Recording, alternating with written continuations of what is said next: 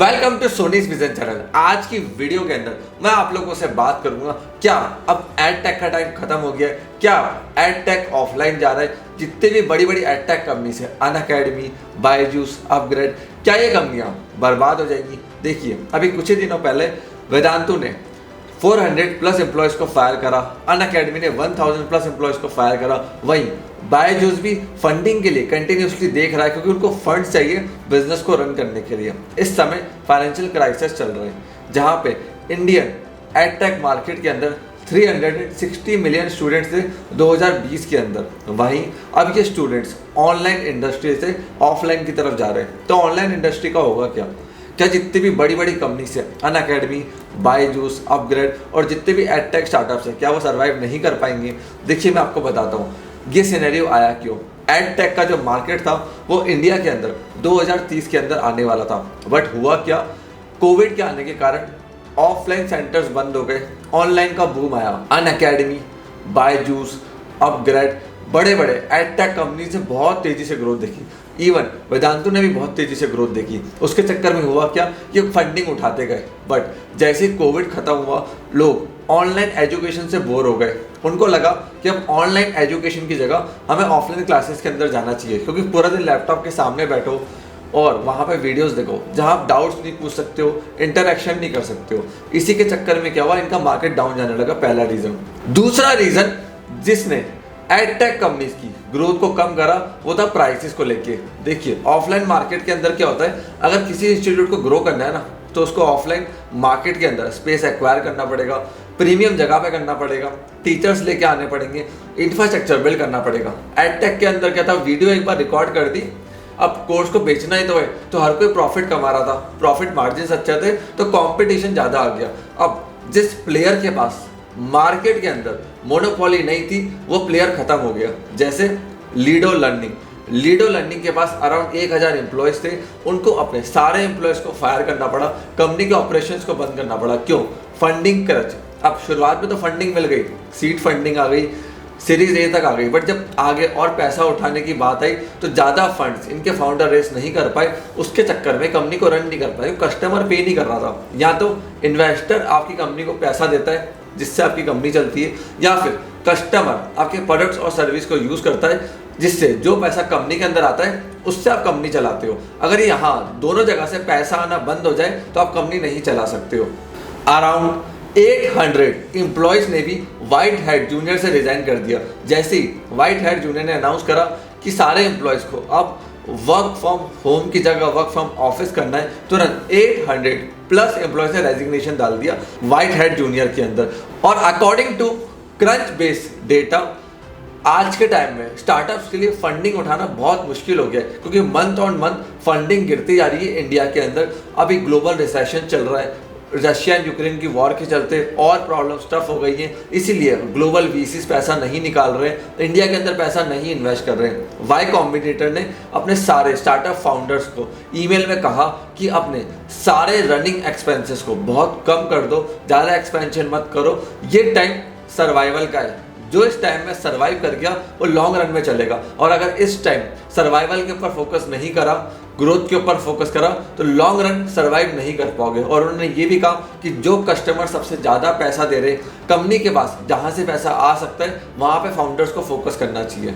और ऐसा नहीं है सिर्फ एडटेक कंपनीज ही फायरिंग कर रही है, इवन नेटफ्लिक्स ने भी 150 एम्प्लॉयज़ को फायर कर दिया, और बहुत सारी कंपनी जैसे कि मीशो, उन्होंने भी अपने एम्प्लॉयज़ को फायर कर दिया, ले ऑफ कर दिया। अब इसके रीजंस क्या है? देखिए, ये वो कंपनी से जो पैसा नहीं बना पाई। आपने बिल्कुल ठीक सुना। देखिए, ये कंपनी के फाउंडर्स है ना, इन्वेस्टर के पैसों पे चल रहे थे। क्या आपने ये सुना कि जोहो ने एम्प्लॉय को फायर करा, जीरोडा ने एम्प्लॉयज को फायर करा? नहीं, क्योंकि ये सारे बूटस्ट्रैप स्टार्टअप हैं। इन्होंने कस्टमर को वैल्यू दी, उस वैल्यू से पैसा लिया और उस वैल्यू से कंपनी को बिल्ड करा। अब हो क्या रहा था मार्केट के अंदर कि बड़े बड़े जितने भी कंपनीज के एम्प्लॉयज थे वो रिजाइन करते थे, खुद का स्टार्टअप चालू करते थे, फंडिंग उठाते थे, कंपनी को ग्रो करते थे, बट वो वैल्यूएशन पे खेल रहे थे, वैल्यू पे नहीं। कंपनी वैल्यूज पे चलती है। अब क्या वैल्यू अपने कस्टमर को दे रहे हो?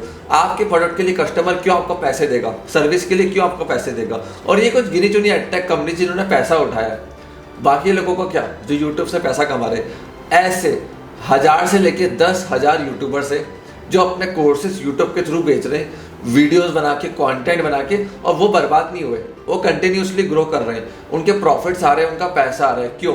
उन्होंने वीसी के पैसे पर फोकस नहीं करा, कस्टमर के लिए वैल्यू जनरेट करी। बड़ा बिजनेस, इनके साथ मैंने काम भी करा है। आज बड़ा बिजनेस फायरिंग क्यों नहीं कर रहा है? ये तो उल्टा हायरिंग कर रहे हैं रिसेशन के टाइम पे।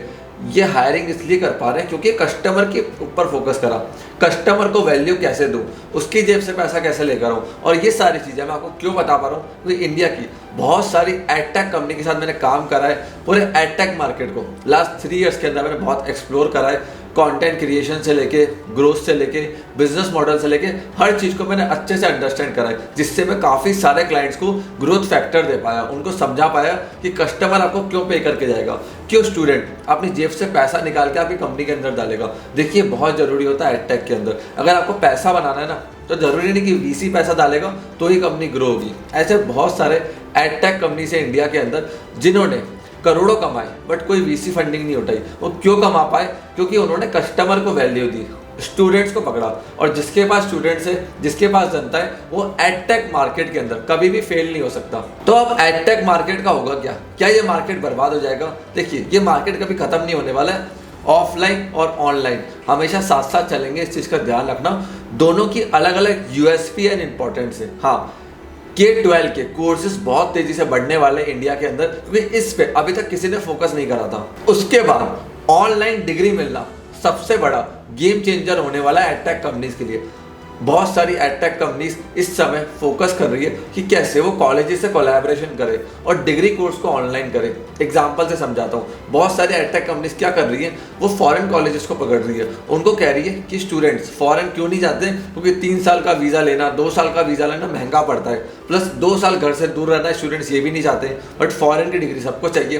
तो उन्होंने कोलैबोरेशन के अंदर कोर्सेज निकाले, उन कॉलेजेस को बोला कि ऑनलाइन आप पढ़ाओ, सिस्टम डेटाबेस हमारा रहेगा, स्टूडेंट्स इंडिया से हम लेकर आएंगे, आपको सिर्फ डिग्री देनी है। 1.5 साल स्टूडेंट इंडिया में पढ़ेगा या 1 साल स्टूडेंट इंडिया में पढ़ेगा, और लास्ट के 1 ईयर और 6 मंथ्स उसको फॉरेन ट्रैवल करना है और उस कंट्री के अंदर जाके उस यूनिवर्सिटी में पढ़ाई करनी है, जिससे ऑफलाइन ऑनलाइन दोनों का कॉम्बिनेशन बन गया, कॉस्टिंग डाउन हो गई और स्टूडेंट को डिग्री भी मिल गई। तो इस चीज़ का बूम बहुत ज़्यादा आने वाला है, क्योंकि बहुत सारे स्टूडेंट्स चाहते हैं कि वो जॉब करते करते, बिजनेस करते करते साइड बाय साइड डिग्री भी लेते जाए।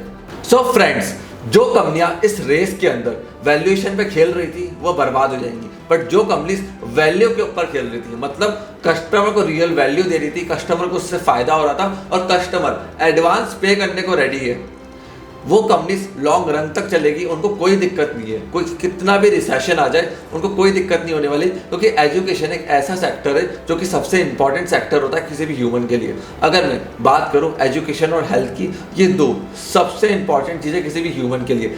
इंडियंस इस पे पैसा खर्च करेंगे ही करेंगे, क्योंकि लग्जरी नहीं है एजुकेशन और हेल्थ, ये एक नेसेसरी है लाइफ की। अगर किसी को अच्छी जॉब चाहिए, शादी करनी है, करियर बनाना है, तो उसको डिग्री चाहिए, एजुकेशन चाहिए। तो ये सेक्टर कभी डाउन नहीं होने वाला, बस शिफ्ट मारेगा। जो वैल्यू देगा, कस्टमर को समझेगा, उसके पास कस्टमर जाएगा। सो फ्रेंड्स, मैं आशा करता हूँ ये वीडियो आपको पसंद आई होगी। प्लीज़ इस वीडियो को लाइक करके जाना, चैनल को सब्सक्राइब करो, जिससे हम जैसी ऐसी काम की इन्फॉर्मेशन और वीडियो लेकर आए, आप लोगों को तुरंत उसका नोटिफिकेशन मिल जाए। आपने इस वीडियो को यहाँ तक देखा, हम लोगों के प्यार सपोर्ट दिया, उसके लिए धन्यवाद।